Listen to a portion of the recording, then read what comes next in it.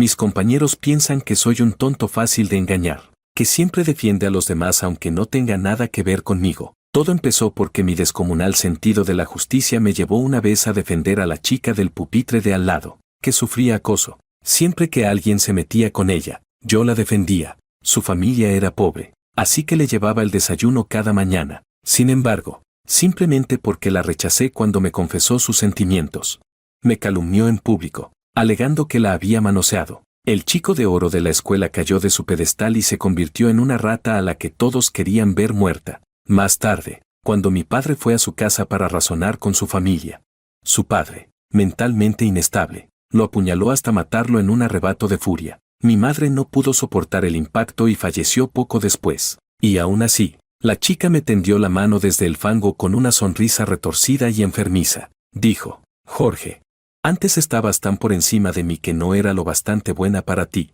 Mira ahora, te pudres en el lodo justo a mi lado. Cuando volví a abrir los ojos, por alguna razón estaba de nuevo en el primer día en que ella se había transferido a nuestra clase. Capítulo 1. Segundo año de preparatoria. Primera hora. El profesor tutor entró con una chica cabizbaja y anunció: hoy se incorpora una nueva alumna especial. Espero que todos la tratéis bien, nada de discriminación. La curiosidad llenó el aula mientras examinábamos a la recién llegada. En cuanto alzó la cabeza, un jadeo colectivo recorrió la clase. Su rostro era delicado y de rasgos finos, pero le faltaba el ojo derecho, dejando solo una cuenca hueca y aterradora. Los susurros estallaron enseguida. Maldición, casi me mata del susto, mira esa cara de máscara de terror. Le falta un ojo y ni siquiera se cubre. Qué suerte la nuestra. De todas las clases, vienen a encasquetarnos a este bicho raro. Perdí el apetito en cuanto la vi. ¡Qué asco! ¿Cómo se atreve a mostrarse así? Con cada comentario cruel, la cabeza de la chica se hundía más, sus manos aferrándose al blanqueado dobladillo de su falda.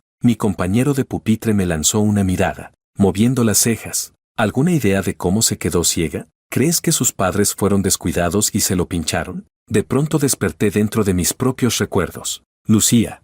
Había vuelto al mismo día en que Lucía se transfirió, el día en que comenzó cada pesadilla. En mi vida anterior Lucía soportó desde el principio el desprecio de la clase. Objetivamente hablando, era bonita y menuda. Sin ese defecto, podría haber pasado por una belleza clásica y apacible, pero a una edad en la que la presión de los exámenes se cuela hasta en los sueños, el bien y el mal son solo palabras vacías de un libro de texto, comparado con el fugaz subidón que se arranca de una vida entumecida y asfixiante. La moral no significa nada. Muchos estudiantes entumecían su propio dolor devorando el de otro. Burlarse del débil se volvió tendencia, y su defecto físico solo añadió combustible. Sumada su naturaleza retraída, acabó sin ningún amigo. Entonces mi furia justiciera estalló y me ofrecí voluntario para que Lucía se sentara a mi lado. Insulté a todos los compañeros que se burlaban de ella, pero ahora, ante la pregunta de mi compañero de pupitre, solté sin pensar. Quién sabe, quizás se lo buscó ella misma. Para entonces el profesor ya le estaba asignando un asiento a Lucía.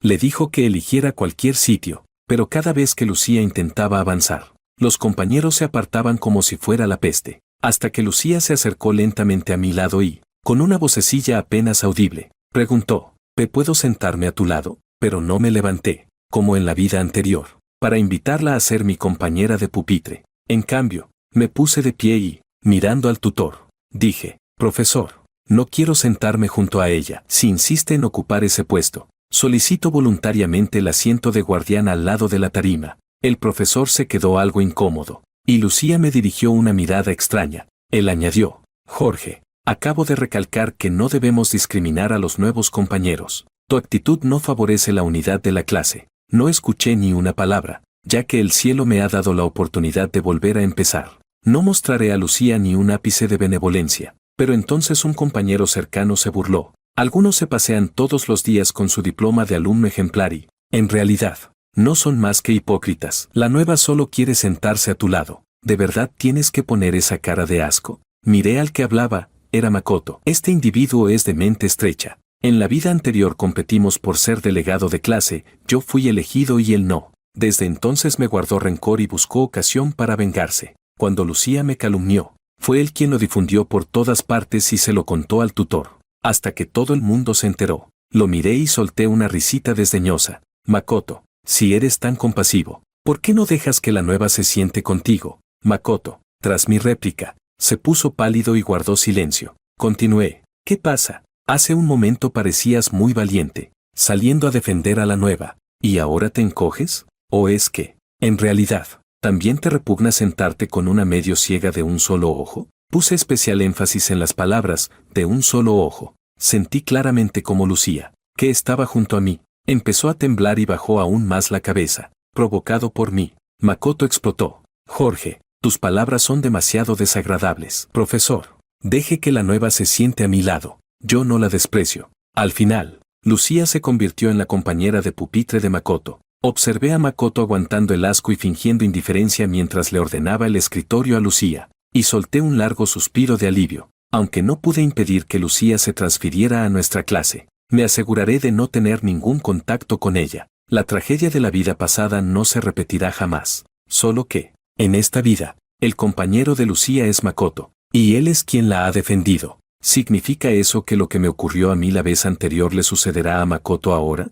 Capítulo 2. Las clases de la mañana se esfumaron pronto entre los rumores y conjeturas que mis compañeros lanzaban sobre Lucía. Nada más sonar el timbre, mi buen amigo David se acercó y dijo, «Esto no cuadra. Jorge, no pareces tú. Siento como si tuvieras mala espina con la nueva. ¿No eras siempre el primero en salir en defensa de los demás? Pensé que esta vez también la ayudarías». Mi mano tembló mientras guardaba el estuche. Al fin y al cabo, la imagen que proyecto es la de un pardillo ingenuo que se mete a arreglar injusticias ajenas. Por eso en mi vida pasada, cuando Lucía me confesó sus sentimientos y la rechacé, decidió arruinarme la vida y me acusó de haberla manoseado. Seguro pensó que un buenazo como yo jamás se atrevería a decirle que no. Sin expresión alguna, respondí, hace poco leí algo, respeta el destino ajeno y suelta el síndrome del Salvador. Solo si no intervienes en la causa evitarás verte arrastrado por las consecuencias. Mi compañero no esperaba semejante respuesta y me miró sorprendido.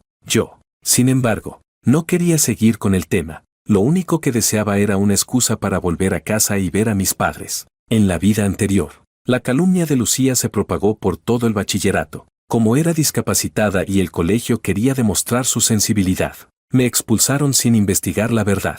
Mi padre, enfurecido, fue a la casa de Lucía para exigir explicaciones y murió acuchillado por su padre, un hombre fuera de sus cabales. Mi madre, disconforme con el fallo, apeló varias veces, todas sin éxito. Recuerdo aquella noche en que, presa de culpa, me di bofetadas y me arrodillé rogando perdón a mi madre. ¿Acaso ayudar a otros es un error? ¿Por qué la buena voluntad no recibe buen retorno? Mi madre suspiró y dijo, Jorge, ¿alguna vez has pensado que la bondad y la recompensa son ambas una forma de expectativa? Esperar que la bondad sea recompensada es simplemente otra clase de expectativa. Y como es una expectativa, la bondad no necesariamente trae recompensa. Si se rompe, no significa que ayudar sea un error. Pero, al menos, debes asegurarte de estar en un lugar absolutamente seguro. Yo quiero que seas una persona recta. Sí, pero egoístamente hubiera preferido que no la hubieras ayudado. Así tu padre seguiría vivo. Dicho esto, mi madre se arrojó del tejado.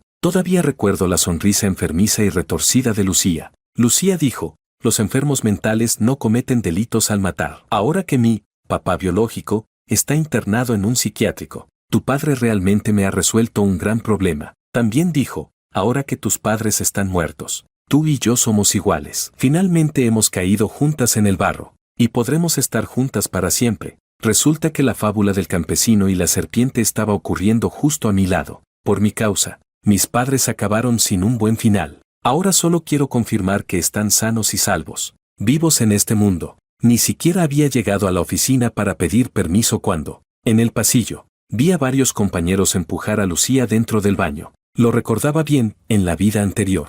Nada más llegar, Lucía fue acosada por unos compañeros. Lejos de sentir compasión, la consideraban un bicho raro. La obligaron a beber agua del retrete. La humillaron con palabras y hasta le vaciaron una papelera llena de inmundicias sobre la cabeza. Entonces, incapaz de tolerarlo, me planté delante de Lucía y apaleé a los abusones. Desde ese momento, ella me vio como su salvación, el único capaz de rescatarla del fango. En ese instante me hallé otra vez ante la misma escena de mi vida anterior, pero esta vez, sin duda, no saldría en defensa de alguien como Lucía. Se protegía tras una cáscara lastimera de sensibilidad y complejos, cuando en realidad albergaba una oscuridad retorcida que no soportaba la luz. Retrocedí 2 pasos, esquivando su mirada suplicante. Vi cómo alguien le aplastaba la cabeza contra el suelo. Su rostro estaba empapado de agua sucia. Aún así, estiró la mano intentando aferrarse a la pernera de mis pantalones y murmuró: «Ayúdame». Aparté su mano de un manotazo. En mi mente resonaba solo una frase: renuncia al síndrome del Salvador. Respeta el destino ajeno. Justo entonces Makoto salió del aula. Creí que volvería a hacerse el héroe. Pero fingió no ver nada y regresó a su sitio. Me pareció de lo más curioso. Lucía había sido acosada. Su uniforme despedía un hedor nauseabundo y el pelo, empapado, se le pegaba a las mejillas. Vi a Makoto, con toda su pose impostada, preguntar: «Lucía, ¿qué te ha pasado? ¿Alguien te ha estado molestando? Venga, cuéntamelo y yo se lo digo al profesor». Makoto se mostró exageradamente compasivo. Mientras Lucía mantenía la cabeza baja y guardaba silencio, solo de vez en cuando alzaba la vista y me observaba pensativa. Se me encendió la alarma interior, algo no cuadraba. En esta vida no le había tendido ninguna mano. ¿Por qué me miraba así? ¿Será que también odia a quienes se convierten en sus enemigos? Capítulo 3. La verdad.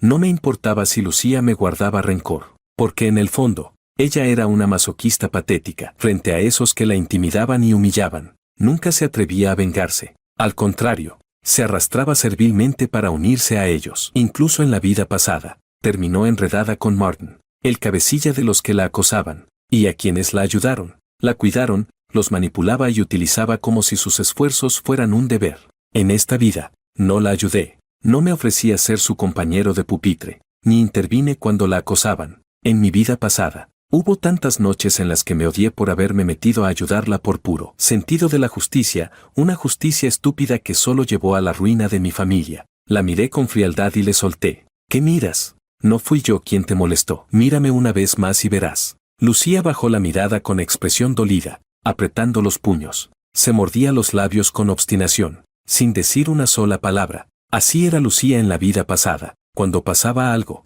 bajaba la cabeza y se quedaba callada, con los ojos llenos de lágrimas. Fue justo por esa cara suya de víctima indefensa que yo no podía evitar ayudarla una y otra vez, como era de esperarse. Su actitud provocó una carcajada colectiva entre los compañeros. Uno se burló sin piedad. «Ja ja ja ja, está llorando. Vaya, no sabía que los ciegos también lloraban». «Llora más. A ver si se te jode también el otro ojo. Así por lo menos está simétrica y puede que hasta te veas mejor». Una chica añadió: «Tal cual. Una persona así en nuestra clase solo baja el promedio de belleza del grupo». En ese momento, un entrometido se acercó a mi escritorio. Era uno de los que había liderado el bullying contra Lucía en clases anteriores. Se acercó con descaro y dijo: así que nuestro genio Wang tampoco soporta a esta ciega de mierda. ¿Qué tal si sacamos algo de diversión de ella otra vez?» Lo miré con frialdad. Ese tipo era Martin, el mismo que en la vida pasada me guardaba resentimiento porque yo lo había denunciado varias veces por acoso escolar. Y cuando vio que yo me acercaba a Lucía, se le ocurrió un plan, para humillarme. La engañó para llevársela a la cama y luego la obligó a confesarme su amor. En fin, Martín era una basura. Como no respondí, creyó que mi silencio era aprobación. Se inclinó a mi oído y susurró: «Escuché que su papá es un idiota y que en su casa viven con subsidios del gobierno. Dime, si le cobro una cuota de protección, ¿crees que su padre retrasado y ella no tendrán más que aire para comer?» Ja ja ja ja. Un segundo después, ¡pum!, le golpeé la mano sobre mi escritorio con el borde de mi libro. Se echó hacia atrás de dolor y gritó: «¿Estás loco, imbécil? ¿Quieres hacerte el héroe salvador ahora o qué?» Al oír eso, Lucía levantó la cabeza de golpe por primera vez.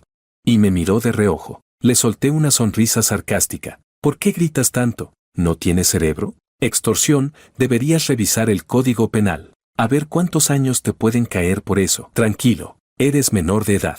No te caerá mucho, a lo sumo, unos añitos en un centro de detención juvenil». Martin me lanzó una mirada furiosa y escupió: «Así que sí quieres defenderla, maldito pagafantas».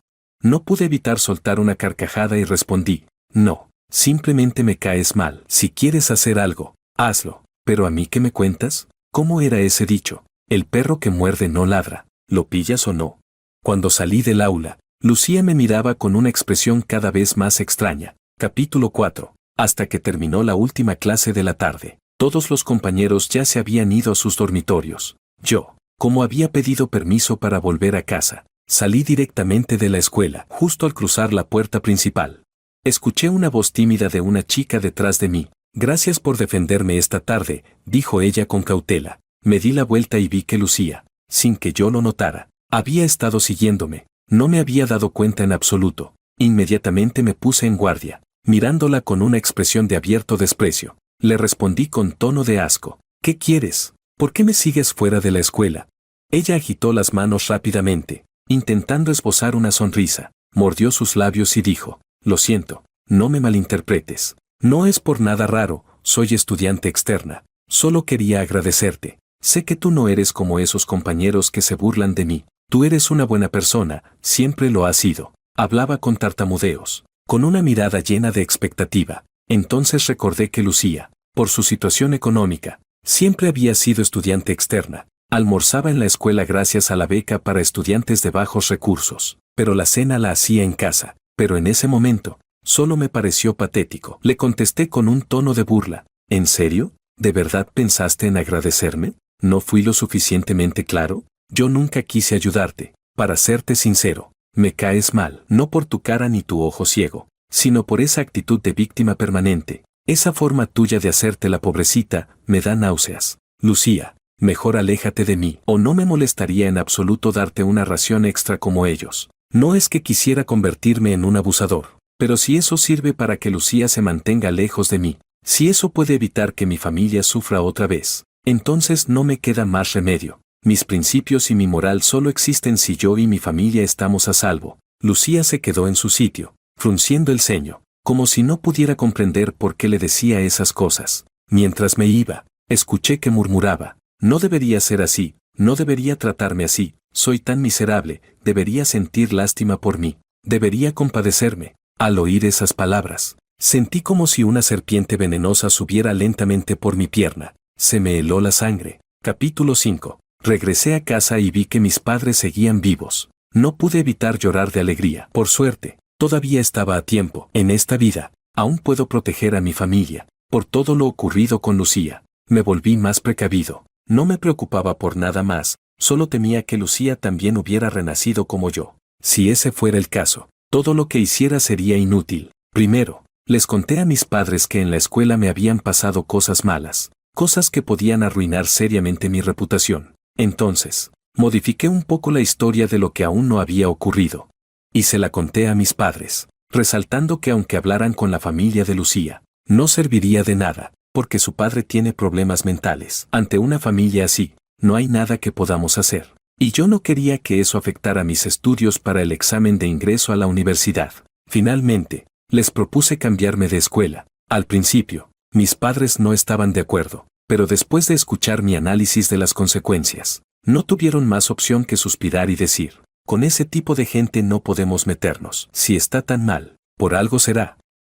Jorge tiene razón, solo nos queda apartarnos, que se cambie de escuela. No podemos permitir que esto afecte su examen de ingreso. Capítulo 6. Cambiarse de escuela no era tan fácil. Mi papá tenía que mover contactos y hacer gestiones con el colegio nuevo. Eso tomaría algo de tiempo. Después volví a clases. Prácticamente no tuve más interacción con Lucía. Cada vez que ella pasaba por un lugar, yo automáticamente me apartaba. No le dirigía la palabra, y si lo hacía, era con frialdad absoluta. Muy pronto, todos en la clase sabían que yo despreciaba a Lucía, que incluso compartir el mismo aire que ella me resultaba repugnante. Al principio, Lucía lo pasaba fatal. Tenía una discapacidad, malas notas, y era la que estaba más abajo en la jerarquía del grupo. Pero desde que se notó que yo la evitaba especialmente, Makoto, mi archienemigo en clase, empezó a mostrarle una amabilidad exagerada. Le traía comida, le ayudaba con los deberes, todo lo que en la vida pasada yo había hecho por Lucía.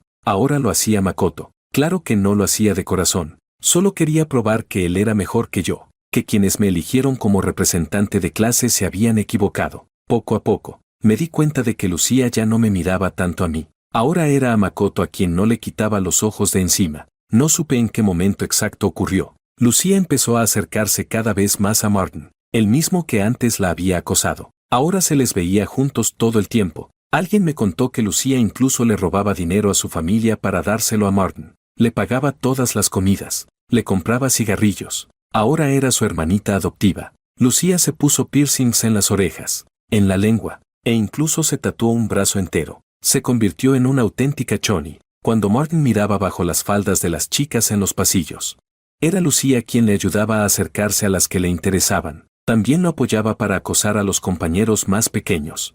Y se burlaba de las chicas que no eran guapas. Si antes Lucía era una víctima, ahora se había convertido claramente en una agresora. Y por su apariencia especial, el director de disciplina prefería mirar para otro lado. Yo empecé a sentir que algo andaba mal, pero justo entonces, mi padre me dio una buena noticia. Ya habían conseguido una plaza en otra escuela, una preparatoria de élite en la ciudad. Había sido gracias a todos los favores que pidió. A más tardar, la próxima semana podría hacer el cambio oficial. Suspiré aliviado. Por fin sentí que ese peso que llevaba en el pecho se aligeraba, y también decidí poner en marcha mi plan. El cambio de escuela era mi salida de emergencia, pero antes de irme, pensaba dejarle a Lucía un regalito, como decía mi madre. Eso de que el bien trae recompensa es solo un deseo. Igual que al final los malos reciben su castigo, no deja de ser un consuelo barato. Martín y Lucía estaban haciendo lo que querían en la escuela. Si los dejábamos actuar sin consecuencias, ¿cuántos más iban a sufrir por su culpa?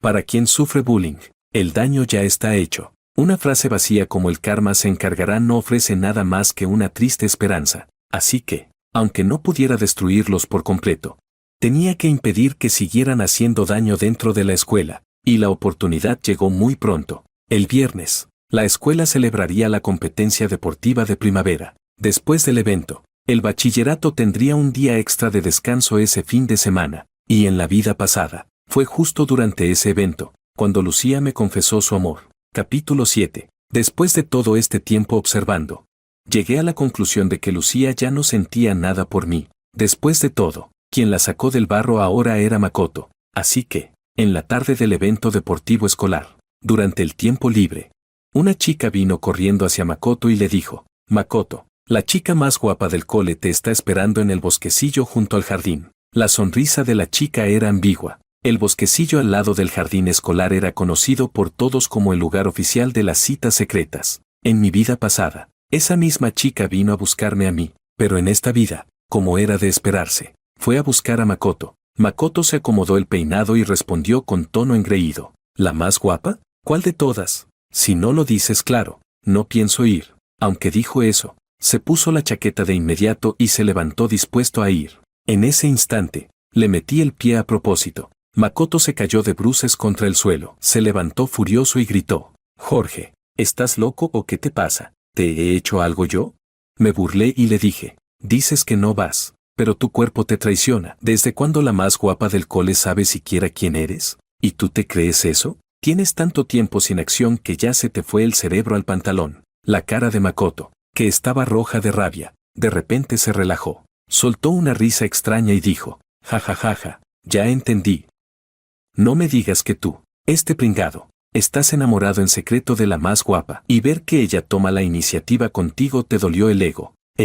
Bueno, que piense lo que quiera. Después de decir eso, Makoto ignoró a todos y se fue directo al bosquecillo. Yo solo negué con la cabeza. No tenía intención de meterme, pero hoy era un punto clave, como en la vida pasada. Si quería hacerles caer en la trampa, tenía que moverme. Pensando bien mi jugada, me acerqué a unos amigos con los que suelo hablar, y les susurré algunas instrucciones. Después, metí un megáfono dentro de mi mochila, y me puse en marcha, siguiéndolo. Capítulo 8. Apenas entré al bosquecillo, vi a Makoto salir corriendo a toda prisa, con el rostro hinchado y lleno de moretones. Apenas me vio, casi se arrodilla frente a mí, suplicando: Jorge, ayúdame, por favor. La persona que me citó no era la chica más guapa, querían extorsionarme. Entonces le pregunté: ¿dónde están? ¿Cómo fue que te intentaron extorsionar? ¿Quieres que llame a la policía por ti? Todavía recordaba que, en la vida pasada, Lucía, al no lograr que aceptara su confesión, me acusó falsamente de intentar propasarme con ella en este mismo lugar. ¿Acaso ahora intentaban usar la misma táctica con Makoto, sabiendo que tiene dinero? ¿Extorsionarlo con una falsa acusación? Makoto dijo rápidamente: no llames a la policía, no se puede. Si mi papá se entera, me mata. Solo, habla con ellos tú. Sí, tú siempre has sido el único al que le tienen miedo. ¿Puedes ir a advertirles en mi lugar? Makoto evitaba mirarme directamente, pero seguía empujándome hacia dentro del bosque. Sabía que algo raro pasaba, pero justo por eso, era perfecto para mí. Así que me dejé llevar y entré al bosque, tal como lo sospechaba. Apenas di unos pasos. Aparecieron más de 10 personas. Casi todos eran los típicos gamberros que siempre andaban con Martin, incluyendo algunas chicas problemáticas y hasta unos maleantes de fuera del cole. Empezaron a burlarse. Vaya, sí que tienes talento. Lograste engañar incluso al representante de clase. En ese momento, el rostro de Makoto cambió completamente. Se acomodó el pelo y dijo con soberbia: ¿Qué hacen ahí parados? Vamos, traigan a nuestra protagonista. ¿Cómo va a haber una buena confesión sin la chica principal? Lucía fue empujada hacia adelante por los demás. En su rostro todavía se podía ver esa expresión de timidez. Fruncí el ceño al verla. Lucía se paró frente a mí, se mordió los labios y dijo: Jorge, en realidad, siempre me has gustado. ¿Quieres ser mi novio? La miré con expresión extrañada, mirando también a Martin y a Makoto que estaban detrás, disfrutando del espectáculo. No entendía nada. ¿Por qué Lucía me confesaba otra vez en esta vida? Le pregunté: ¿qué es lo que te gusta de mí? Lucía pensó un poco, luego me miró como si recordara algo, y dijo: me encanta cuando me insultas, ese aire de capullo que tienes. Me fascina. No pude evitar sentir náuseas. Su respuesta me pareció asquerosa. Alrededor empezaron a animarlos en tono burlón. Venga, acéptalo ya. Que Lucía te confiese es un privilegio. No sabes la suerte que tienes. Lucía es la hermanita postiza de nuestro Martin. Y con él protegiéndote, la buena vida apenas empieza. Alguien más rió por lo bajo. Ja ja ja ja. Esta cieguita ya te la dejó Martin lista y todo. Tú solo disfruta, campeón. Otro dijo: Lucía, ¿qué esperas? Sé más atrevida. Dale un beso. ¿Cómo va a saber lo que sientes si no lo besas? Lucía, animada por ellos, se colgó de mi cuello e intentó ponerse de puntillas para besarme, pero al instante siguiente, levanté la pierna y la empujé con fuerza, haciéndola caer al suelo sin piedad. Martín se enfureció al instante, gritó: maldito imbécil, te estás pasando. ¿Qué esperan? Agárrenlo y denle una paliza que no olvide. Vi cómo todos empezaban a rodearme. Rápidamente, saqué el megáfono que había guardado en mi mochila y lo encendí. Con un sonido estridente, ZZZZT, el ruido agudo hizo que todos se taparan los oídos por reflejo. De inmediato me llevé el megáfono a la boca. Y con mirada firme, grité con voz alta: que se larguen todos. Carajo. ¿Acaso sus padres trabajan para pagarles los estudios solo para que vengan a enamorarse aquí? Con ese tiempo libre, mejor hagan unos ejercicios, que eso sí sirve. Así es como desperdician el esfuerzo de sus profesores. Ni siquiera los respetan. No como yo, que solo pienso en resolver exámenes y entrar a una buena universidad. ¿Creen que con esta trampa van a arrastrarme con ustedes? Sigan soñando. Yo, como hombre justo y noble, por más hermosa que sea una chica, no es más que una calavera pintada de rosa. En este vasto mundo lleno de deseos y distracciones, nada se compara ni con un fragmento de la verdad suprema. ¿Y tú, Lucía, no te da vergüenza? Te juntas con maleantes de fuera del colegio, intimidas a tus compañeros. ¿Así retribuyes la dedicación de tu tutor? ¿Así agradeces la beca de ayuda que te dio la escuela? Tener una familia humilde no es motivo de vergüenza, pero lo que estás haciendo sí lo es. Lo tuyo ya es un problema de carácter y valores.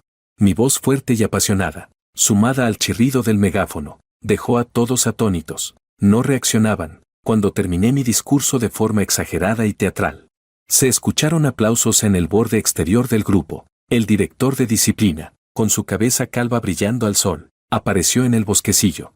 Y a su lado venía el tutor de clase con cara de muy pocos amigos, abriéndose paso entre los presentes. Dijeron: muy bien dicho, Jorge, con razón te ganas cada semestre el premio al estudiante ejemplar. Eres un modelo para todos. Tú y ustedes también. A la oficina ya mismo, y llamen a sus padres.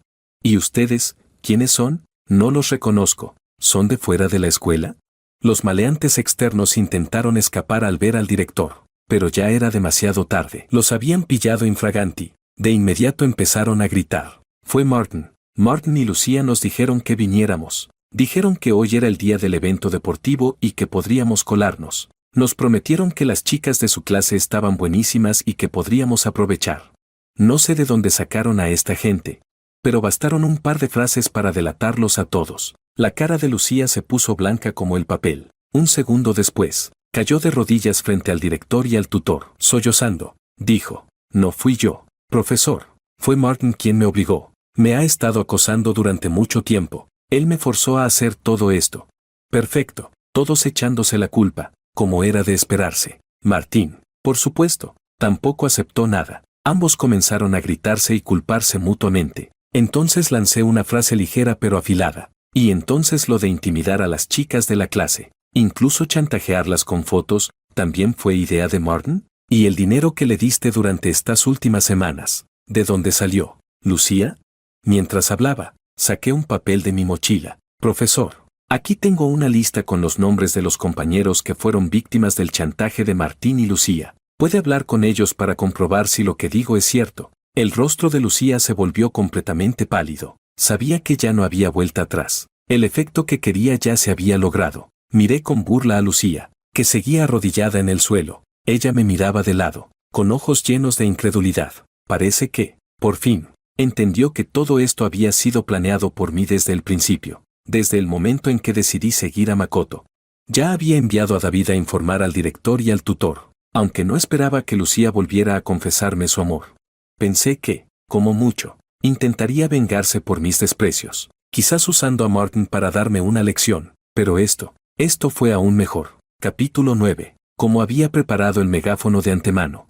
Lo que pasó en el bosquecillo se hizo prácticamente conocido por toda la escuela. Además, los involucrados eran justo los que siempre estaban en la mira del director de disciplina, los rezagados, los problemáticos de cada clase. Por eso, el director decidió tomar este caso como una advertencia ejemplar. Llamó a todos los padres de los involucrados. Entre ellos, por supuesto, también estaba el padre de Lucía. Yo, en cambio, por mi excelente actuación, hablando en nombre del orden, el estudio y los compañeros que fueron víctimas. Fui públicamente elogiado por toda la escuela. Logré salir completamente limpio del asunto. En la oficina de la escuela. Fue la primera vez que vi al padre de Lucía. Vestía un mono de trabajo azul oscuro, raído por el uso. La piel de su rostro estaba ennegrecida por el sol. La espalda encorvada, con una enorme joroba. El cabello parecía no haber sido cortado en mucho tiempo.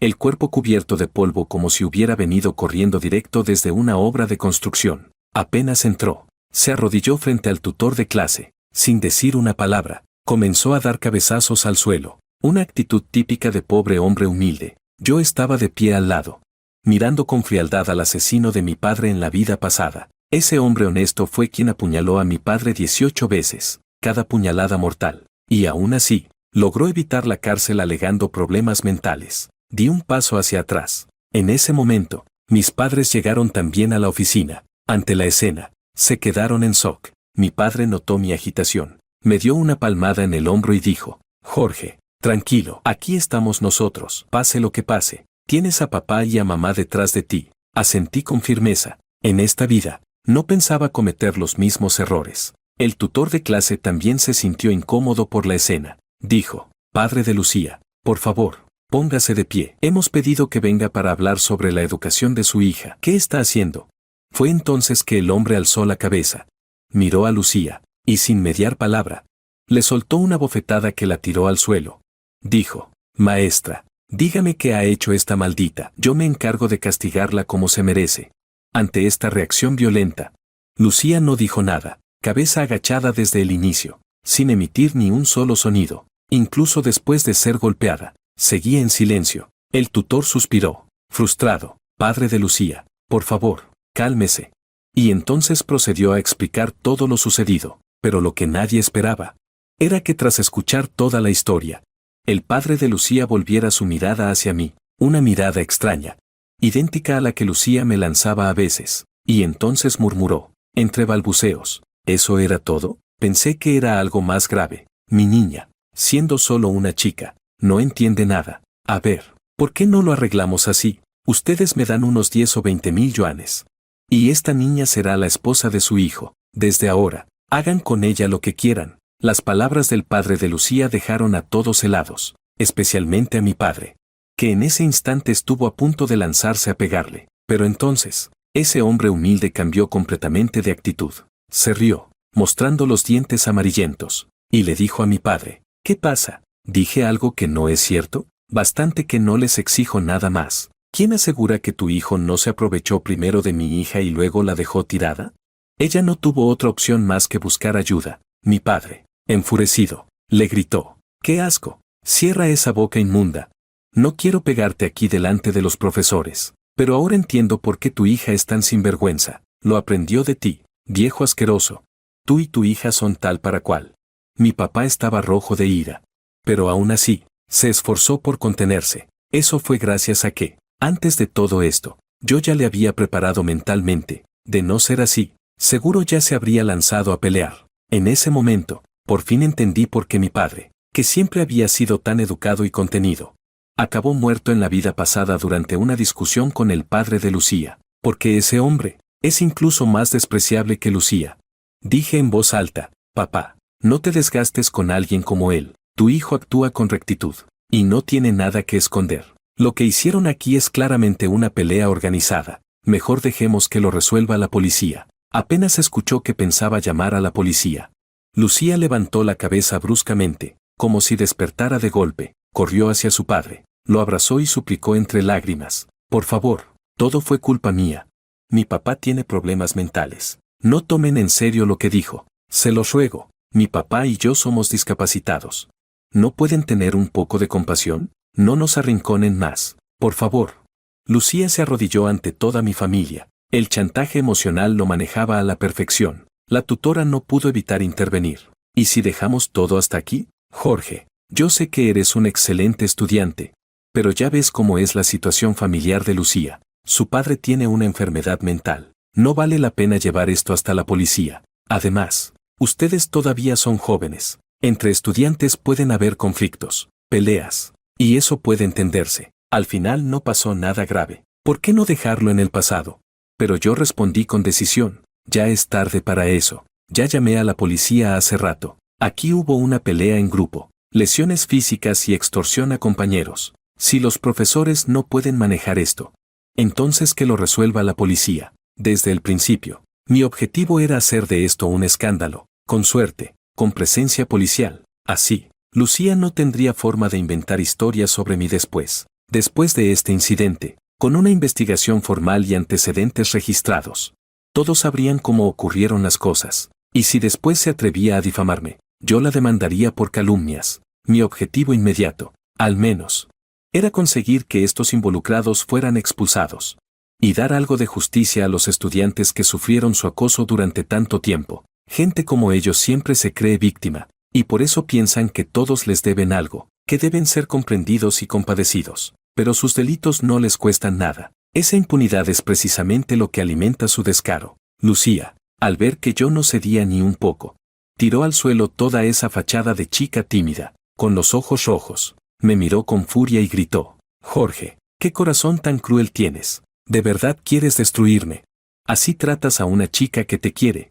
Si no aceptabas, bastaba con rechazarme. ¿Tenías que hacerme esto? Y además, ¿qué tengo que ver yo? Fueron ellos quienes intentaron golpearte. Ni siquiera llegaron a tocarte. ¿Con qué cara llamas a la policía? ¿Yo la quería destruir? Yo solo le devolví lo mismo que ella me hizo en la vida pasada. ¿Y ya no podía soportarlo? Sin expresión alguna, le respondí: tu amor me da asco. Y por cierto, ¿ignorancia legal? Ellos actuaron bajo tu instigación. Eso ya te convierte en cómplice. Y además, tentativa de delito, también es delito. Gracias. No dije nada más. Mi padre también se calmó, porque en ese momento, la policía ya había llegado. En la vida pasada, cuando fui difamado, ya lo había aprendido bien. En casos como este, los agentes muchas veces te aconsejan no hacer un escándalo, que los chicos deben ser tolerantes, que basta con que la chica pida disculpas. ¿Y de quién es la culpa? De cómo esta sociedad educa a los hombres, a aguantar, a perdonar, a ceder. Como dice el dicho, una mentira se cuenta en segundos. Desmentirla te rompe las piernas. Hay demasiada gente mirando sin saber nada. Ya lo viví antes, pero ¿por qué debe ser así? Si yo hubiera reunido a un grupo de chicos, llevado a una chica a un lugar apartado, intentado besarla a la fuerza, y luego hacer que me rodearan para golpearla, ¿realmente terminaría todo con una disculpa? Capítulo 10. Martín y Makoto fueron obligados a retirarse del colegio, y los que seguían a Martin como sus lacayos, Fueron públicamente reprendidos por la escuela y recibieron sanciones disciplinarias graves. Pero había una persona especial, Lucía. La decisión sobre su castigo no llegaba nunca. Después de todo, ella había sido transferida a mitad de curso por razones especiales. Tanto la sociedad como la escuela habían sido extremadamente tolerantes con su familia. Además, los padres de los estudiantes que fueron extorsionados por ella. Al ver el estado del padre de Lucía, al notar que ella era discapacitada, terminaron dudando y no quisieron continuar con las denuncias. Temían el juicio de la opinión pública, y como la policía ya estaba involucrada, Lucía se las arregló para echarle la culpa de casi todo a Martin, incluyendo que, al principio, fue víctima de bullying por parte de él, y como efectivamente eso había pasado. Los profesores empezaron a pensar que quizás Lucía había sido obligada por las circunstancias. Finalmente, salió el veredicto, y lo que no esperaba, fue que Lucía solo fue suspendida por un mes. En mi vida pasada, cuando alguien inventó que intenté propasarme con ella, la escuela no dudó ni un segundo en obligarme a retirarme. Poco después de anunciarse la suspensión, apareció de pronto un video en internet. Era una grabación de Lucía y su padre, en su casa, dando una entrevista. Vivían en una vivienda ruinosa. Todo era un desorden total. Solo había una tabla vieja como cama y unas colchas rotas. El padre de Lucía, con lágrimas corriendo por la cara, decía: el castigo que le dieron a mi hija fue demasiado severo. Yo sé que, como es una chica, y además con discapacidad, siempre fue acosada por sus compañeros, pero jamás pensé que terminarían obligándola a dejar la escuela. ¿Qué hemos hecho tan mal? Es tan difícil para nosotros, los discapacitados, encontrar una oportunidad en esta vida. Mi hija siempre ha sido buena, solo tiene a su viejo padre y estudia con empeño. Miren sus diplomas en la pared, todos los ganó en la escuela. ¿Cómo va a estar ella involucrada con esos chicos malos? Debe haber algún malentendido. Ojalá ese compañero pueda ver esto y nos ayude diciendo la verdad. La cámara enfocaba las paredes despintadas del fondo, donde había algunos diplomas pegados, pero la mayoría eran de cuando Lucía estaba en primaria. Entonces, Lucía miró al lente y dijo con voz baja: no entiendo por qué ese compañero me odia tanto, pero siempre ha sido muy ligero con las chicas, no nos respetaba mucho. Tal vez como lo miré un momento, pensó que yo estaba interesada en él, y luego, por esa confusión, entró en conflicto con otro chico que alguna vez me mostró interés. Pero, eso era asunto entre ellos. ¿Por qué tenía que arrastrarme a mí en su pelea? Yo no estoy enamorada de él, solo lo admiraba como buen estudiante. Ojalá él pueda salir a decir la verdad. El video explotó en redes. En poco tiempo superó el 1.000.000 de me gusta. Casi todo el internet empezó a buscar quién era ese compañero. Y no había duda, se referían a mí. Esa padre e hija realmente sabían cómo limpiar su imagen. Aunque en esta vida Lucía aún no me había acusado falsamente de acoso. Usó el poder del video para insinuar que yo tenía actitudes lascivas con las chicas. Dejaba un sinfín de espacios para que el público malinterpretara. Y como era de esperar, muchos comenzaron a decir que yo era un tipo común, pero con exceso de confianza. Que como no fue correspondido, quiso destruirla, que al ser derrotado por su rival, buscó venganza fabricando una historia de bullying para que los expulsaran. La opinión pública es peligrosa, y también, aterradora. Para ese momento, yo ya me había transferido a mi nueva escuela. Que Lucía no fuera expulsada sí me dejó una sensación de derrota, pero la realidad me enseñó algo. Los planes rara vez salen perfectos, porque la capacidad de percepción humana es limitada. Y eso impide prever con precisión los resultados. Cuanto más a largo plazo sea un plan, más variables habrá. Y por tanto, más difícil será que tenga éxito. Así que llegué a la conclusión de que para lograr el éxito, quizá no haga falta un plan meticuloso y definitivo desde el principio, sino intentarlo constantemente y adaptarse a la situación actual. Por eso, frente a la nueva calumnia de Lucía, yo también tenía preparado mi plan B. En ese momento, la opinión pública hervía. Muy pronto empezaron a divulgar mis datos personales. Casi todos estaban convencidos de que yo había difamado a Lucía. La mayoría pensaba que alguien con una situación familiar como la suya jamás podría haber hecho algo así. Y sí, esta sociedad es extremadamente indulgente con las personas discapacitadas. Pero lo que muchos no entienden es que entre ellos también hay buenas y malas personas. Lucía y su padre son exactamente eso, personas malas disfrazadas de víctimas. Se aprovechaban de la compasión que otros sentían por su discapacidad para hacer daño sin medida. Mis padres estaban furiosos. Querían subir un video para limpiar mi nombre, pero los detuve, ante un escándalo viral como este. Las aclaraciones no sirven, solo otro escándalo más grande puede apagar el anterior. Ahora todo el país creía que Lucía era una buena estudiante, pobre, discapacitada, pero trabajadora y luchadora, un ejemplo de superación. Pero ¿qué pasaría si salieran a la luz sus escándalos? En su intento de agradar a Martin, Lucía no había hecho precisamente cosas nobles, justo cuando Internet la elogiaba sin parar. Y varias universidades la contactaban por compasión. Un nuevo video estalló en las redes. Esta vez, alguien expuso a Lucía por colaborar con Martin en múltiples extorsiones a estudiantes menores, e incluso ayudarlo a acercarse a chicas que a él le interesaban. Al principio, nadie creyó el video, pero pronto comenzaron a aparecer más y más pruebas. Algunos solo querían aprovechar su fama, pero otros realmente contaban lo que vivieron. Entre los comentarios más virales, había uno que decía: conozco a la Lucía de ese video, de niña vivía al lado de mi casa. ¿Saben cómo se quedó ciega de un ojo? Nos robó cosas y en una de esas se golpeó con un gancho de chimenea, volcó un brasero de carbón y quemó toda nuestra casa. Y encima nos exigieron dinero como compensación. ¿Dónde está la justicia? Ese comentario llegó a más de 100,000 me gusta. Cada vez más gente comenzó a destapar las miserias de Lucía, y la credibilidad de su anterior video empezó a desmoronarse. Yo, por mi parte, no tuve que mover ni un dedo. La misma ola de opinión que la elevó fue la que la destruyó. Los benefactores que pensaban ayudar a su familia se retiraron uno tras otro, en cuestión de días. Lucía pasó de ser una heroína trágica a alguien de quien todos querían alejarse, y yo ya no les prestaba atención, porque ahora ya no podían afectarme, pasara lo que pasara. Nadie volvería a creerles. Escuché que el padre de Lucía, por culpa del escándalo en línea, fue despedido del sitio de construcción donde trabajaba. Molesto, fue por la noche a intentar robar cables para vender como chatarra, pero lo descubrieron.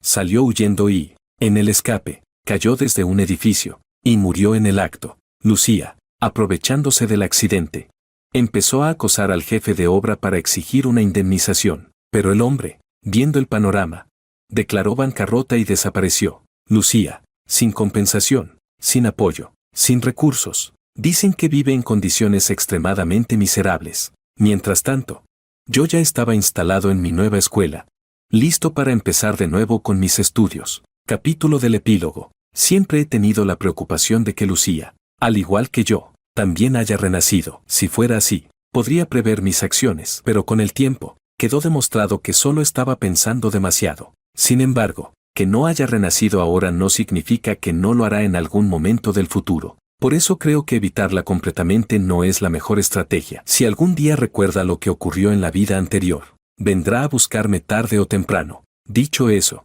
la realidad es que nunca he encontrado una buena oportunidad para resolver este asunto de una vez por todas. Una noche, quedé con unos compañeros para jugar en un cibercafé, y de regreso a casa, en un callejón oscuro, apareció de repente una figura negra. Era Lucía. Su rostro estaba demacrado, con una mirada fija y fría, apretando los dientes. Dijo: fuiste tú quien me arruinó la vida. ¿Estás satisfecho ahora? No me queda nada.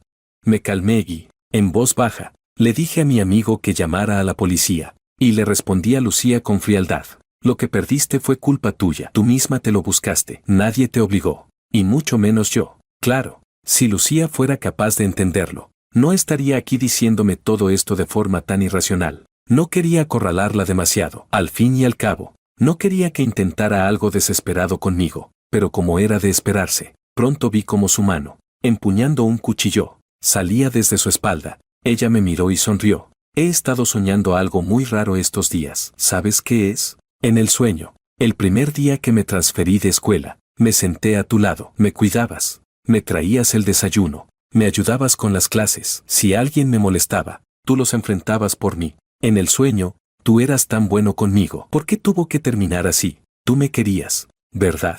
Solo que te preocupaba lo que dirían los demás. Por eso no querías estar conmigo. Lo sé todo, aunque algo desequilibrada. Lucía claramente estaba recordando cosas de su vida anterior. La miré con frialdad y le dije: Lucía, si tienes problemas mentales, deberías buscar tratamiento. Y no solo ese sueño tuyo es falso, sino que ¿por qué piensas que? Porque alguien te ayuda, te ama. Esa lógica es absurda. No me digas que no lo entiendes, porque tú misma dijiste una vez que, si yo simplemente te miraba una vez de más, ¿cómo ibas a malinterpretar que yo te gustaba?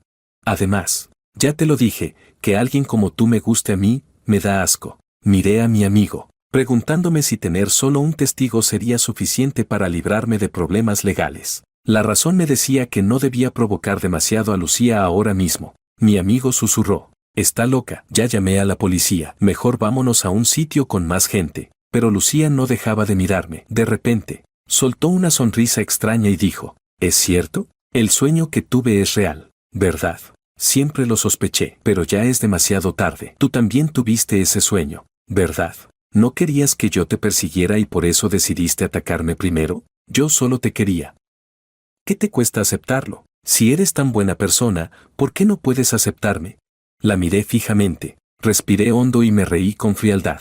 Lucía, todavía no lo entiendes. Ser buena persona es ser empático, pero también saber protegerse. Ayudar a los demás debe satisfacer también una necesidad propia, no usarse para autodestruirse solo por complacer a alguien más. Y además, para mí, el amor verdadero es crecer juntos, no arrastrar al otro hacia el barro solo para que esté al mismo nivel. Lucía seguía mirándome, acercándose paso a paso, mordiendo sus labios. Dijo: nunca podré alcanzarte en esta vida. Si no te arrastro hacia abajo conmigo, ¿me mirarías siquiera una vez? No puedes imaginar todo lo que he pasado. Parece que, solo si te dejo ciego, solo entonces aceptarás estar conmigo.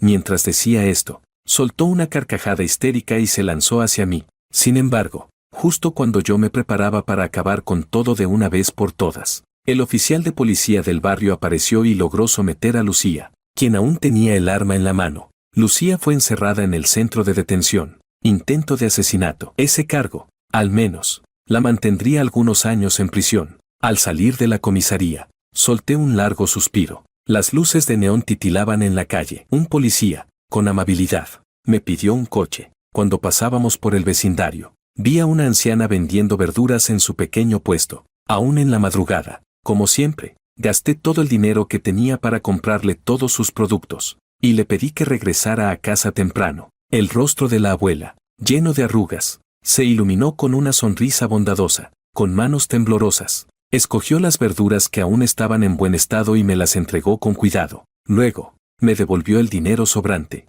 Muchacho, me dijo, si no te las comes a tiempo, se echarán a perder. La abuela entiende tu buena intención. Ya es tarde. Tú también deberías volver pronto a casa. En este mundo hay muchas personas desafortunadas. Algunas son bondadosas, pero también hay otras que, a pesar de su sufrimiento, resultan despreciables. No importa cuándo o dónde. La premisa para ayudar a los demás siempre debe ser proteger tu propia seguridad lo mejor posible. Ojalá haya más belleza y menos oscuridad en este mundo, y que la bondad no sea traicionada. Capítulo extra. 7 años después, frente a la prisión, Lucía entrecerró los ojos, cegada por el sol brillante que ardía fuera de la cárcel. Pensó en aquel hombre que la había llevado a prisión 5 años atrás. Su corazón se oscureció de rencor. Si no fuera por él, nunca habría acabado en esta situación tan miserable. Se preguntó qué cara pondría él al saber que ella había salido de la cárcel. Solo de imaginar la expresión de miedo de ese desalmado traidor, Lucía sintió un raro placer brotar en su pecho. Tarareando una melodía, se alejó de la prisión. Ahora tenía muchas ganas de volver a verlo. Jorge, después de 5 años sin saber de ella, ¿la habría olvidado por completo? Eso no puede permitirlo. Capítulo 1. 7 años bastan para que Jorge lo olvide todo, porque había tenido una segunda oportunidad.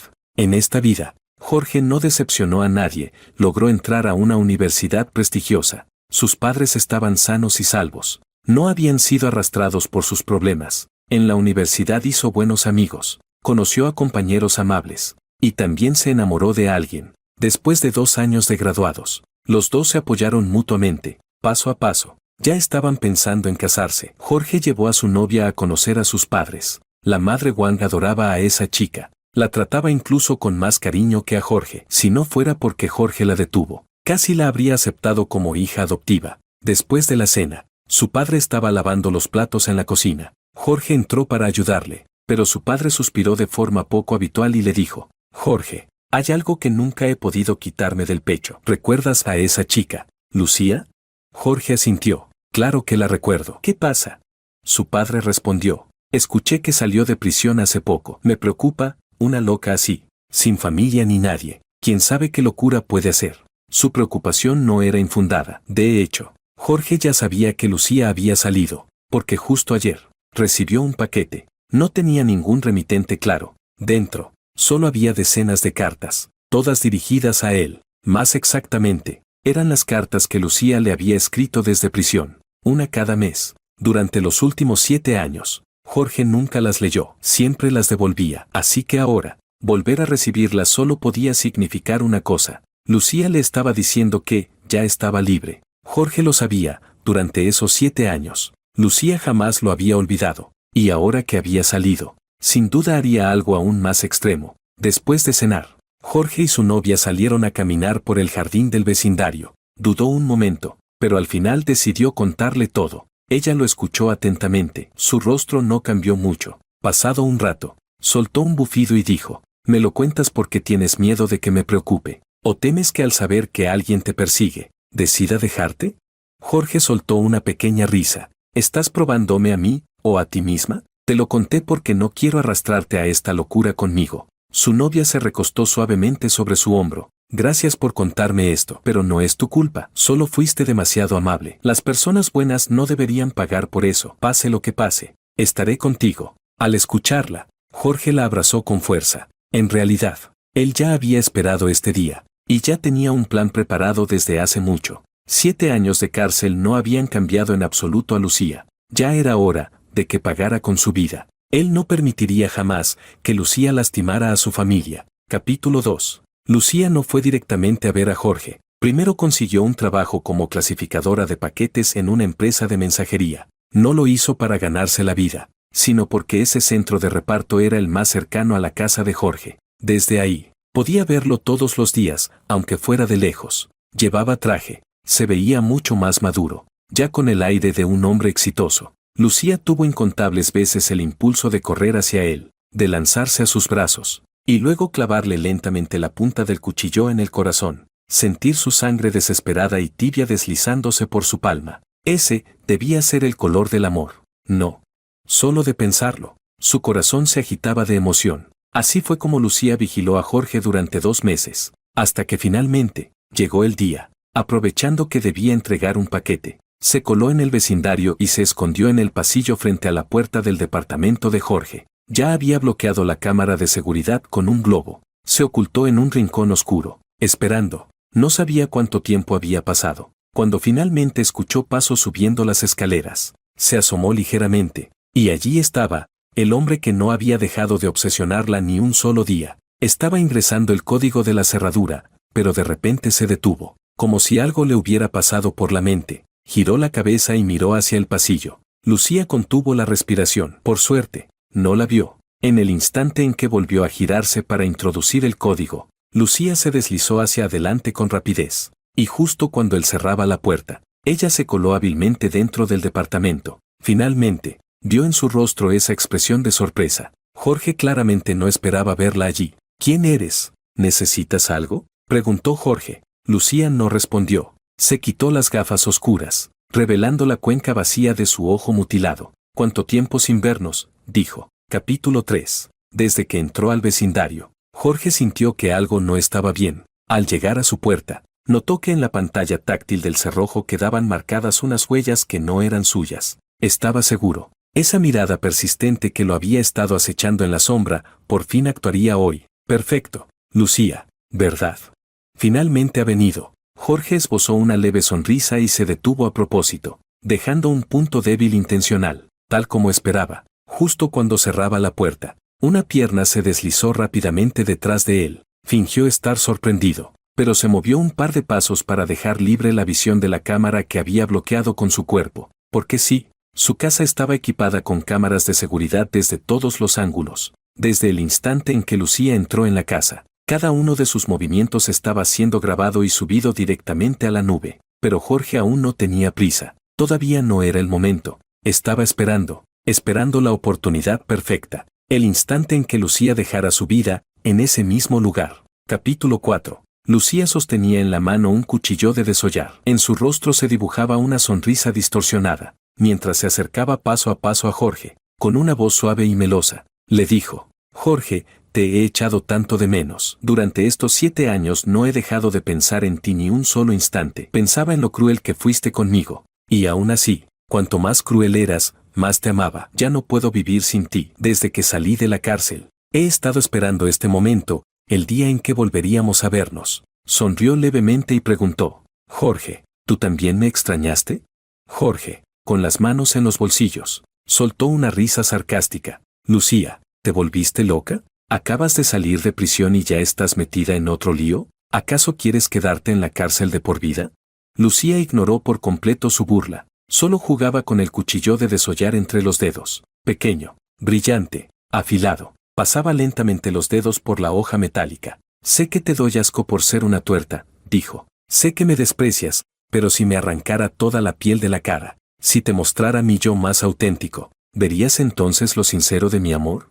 Jorge la miró con una mezcla de repulsión y lástima. Le pareció tan ridícula que respondió: Basta ya. Deja de fingir estar loca. ¿En serio crees que actuando como una lunática voy a sentir lástima por ti? ¿Tú vas a hacerte daño? No me hagas reír. Lo tuyo siempre fue dar pena. Y ahora has evolucionado. Usas la salud mental para buscar compasión. Qué triste. Pero lo cierto es que tu yo más real nunca estuvo debajo de tu piel, sino en esa alma podrida, retorcida y llena de oscuridad. Yo te vi siempre tal y como eres. No te harías daño a ti misma. Jamás. Solo sabes dañar a los demás. Porque solo así puedes recuperar un poquito de esa ridícula autoestima que perdiste al convertirte en víctima de ti misma. Lucía finalmente lo miró a los ojos. Frunció el ceño, apretando con fuerza el cuchillo de desollar. Soltó un bufido frío. Jorge, tú sí que me conoces.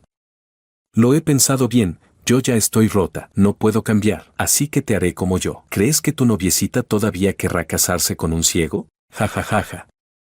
Si alguien tiene la culpa, eres tú, por no haberme valorado cuando debías. Lucía se acercaba paso a paso. Jorge retrocedió con rapidez hacia el balcón, fingiendo estar aterrado. Con su mano izquierda sacó de pronto un fajo de billetes y gritó con fuerza: Cálmate, no hagas una locura. ¿Quieres dinero? Lo tengo, todo tuyo. Solo, déjame en paz esta vez, por favor. Pero su voz temblaba, al igual que sus manos. No sujetó bien los billetes y estos se dispersaron por el aire, volando en todas direcciones, cayendo desde lo alto como una lluvia de papel. La escena atrajo de inmediato la atención de los transeúntes abajo, que comenzaron a mirar hacia arriba. Lucía quedó momentáneamente desconcertada, pero enseguida reaccionó. Corrió para acorralar a Jorge en el balcón. El balcón de su apartamento no tenía ventanas cerradas. Y ahora Jorge no tenía a dónde huir. Lo miró fijamente mientras avanzaba poco a poco hacia un lado, con la vista clavada en ella y murmurando: No te acerques. Pero en realidad, su mirada iba y venía, echando rápidas ojeadas a la barandilla del balcón. Sin embargo, lo inesperado ocurrió. Justo cuando estaban en plena tensión, la puerta de entrada se abrió de repente. Justo en el momento más crítico, la novia de Jorge regresó a casa. Jorge sintió un mal presentimiento. ¿Cómo era posible que un plan tan simple tuviera un giro inesperado?